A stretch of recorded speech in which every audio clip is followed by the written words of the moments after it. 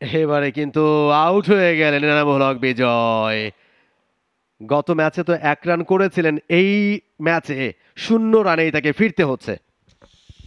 করতে পারে কিনা। প্রথম বল, ভালো ডেলিভারি স্ট্যাম্পের উপরে। রবিউল হক এনসিএল টি20-তে ভালো বোলিং করেছিলেন। টল ফাস্ট বোলার, হাইটটার অ্যাডভান্টেজটা নেন, গতি রয়েছে, লাইন অ্যান্ড লেংথ খুবই ভালো, ভালো স্লোয়ার করে থাকেন কিন্তু। সো ভ্যারাইটিটা রয়েছে। এই মুহূর্তে কিন্তু অগ্রণী ব্যাংকের কিছু আর্লি ব্রেক থ্রু দরকার। গাজী গ্রুপের ব্যাটাররা প্রথম ওভারটা দেখে শুনেই খেলেছেন, এখনও তারা দেখে শুনে খেলারই মোডে রয়েছেন। সাদিকুর রহমান সবগুলো বল ফেস করেছেন, সো কিছুটা প্রেসারে সাদিকুর কিন্তু রয়েছেন। এবার ফ্লিক করেছেন, রান পাবেন।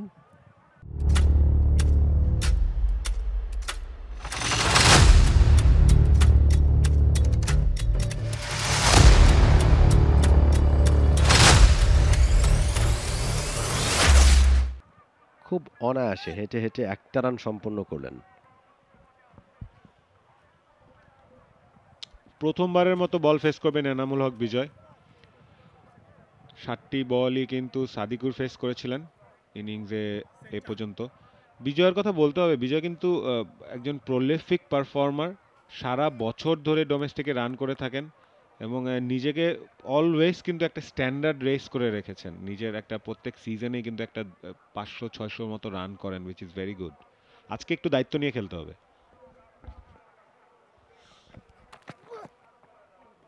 ভালো ডেলিভারি, ভালো ডেলিভারি, এবং বিজয় সেটা বুঝতে পারলেন, নিজেকে সরিয়ে নিয়েছেন এই বলটা খেলা থেকে। Dot ball. রোহন, আমরা তখন বল বয়ের গল্পটা করছিলাম। আমার মনে হয় যে এই কালচারটা আবার বাংলাদেশ ক্রিকেটে ফিরিয়ে আনা উচিত। আমরা এখন ইন্টারন্যাশনাল ক্রিকেটে কোনো বল বয় দেখি না কিন্তু মাঠে। বাচ্চাদের যারা প্র্যাকটিস করে বিভিন্ন একাডেমির, এক এক দিন এক এক একাডেমির বাচ্চাদের নিয়ে আসলে কিন্তু তাদের একটা মাঠের সাথে পরিচিতি হবে, প্লেয়ারদেরকে কাছ থেকে দেখবে এবং ইন্টারন্যাশনাল ক্রিকেট কীরকম ফ্লেভার দেয় সেটাও কিন্তু তারা একটু ধারণা পেল। দারুণ ডেলিভারি।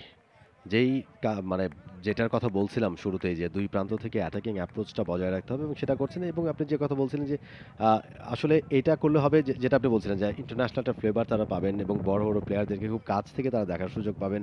এই যে মনের মধ্যে বিষয়গুলো গেঁথে যাবে, এটাই কিন্তু পরবর্তীতে তাদের পথ চলতে, বা যারা ক্রিকেটার হতে চায় বা যারা নিজেদেরকে ওইভাবে ক্রিকেটের সাথে মানানসই করতে চায়, তারা কিন্তু এই জিনিসগুলো খুব কাছ থেকে দেখতে পাবে এবং ইন্সপায়ার হবে তারা।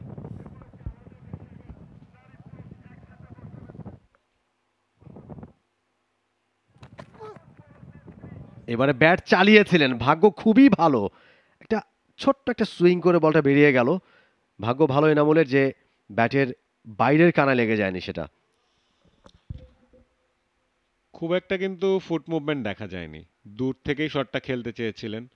আহ, যদিও অনেক ক্ষেত্রে এই ধরনের বল কিন্তু দূর থেকে স্ল্যাশ করলে একটা চান্স থাকে বাউন্ডারি হওয়ার, যেহেতু ইনার সার্কেলে এখনো ফিল্ডার সবাই রয়েছে, ওই অ্যাডভান্টেজটা নেওয়ার একটা ব্যাপার ছিল এনামুল হক বিজয়ের। বাট হ্যাঁ, লাকি যেহেতু স্লিপ ছিল, আউটসাইডে যে হতে পারতো।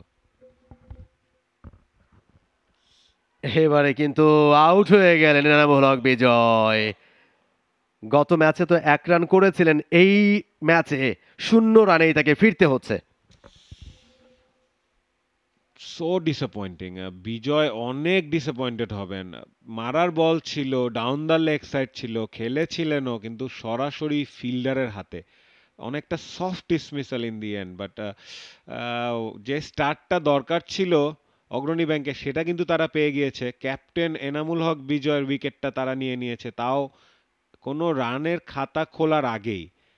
খুব একটা যে ভালো ডেলিভারি ছিল সেটা বলবো না, তবে অনেক ক্ষেত্রে লাক ম্যাটার করে, বোলারদের উইকেট পেতে হলে লাকও দরকার হয়।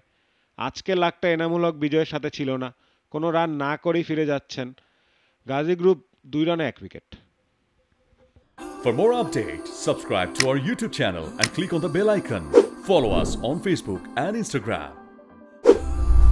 Download T Sports app to enjoy exciting games and highlights. Visit tsports.com.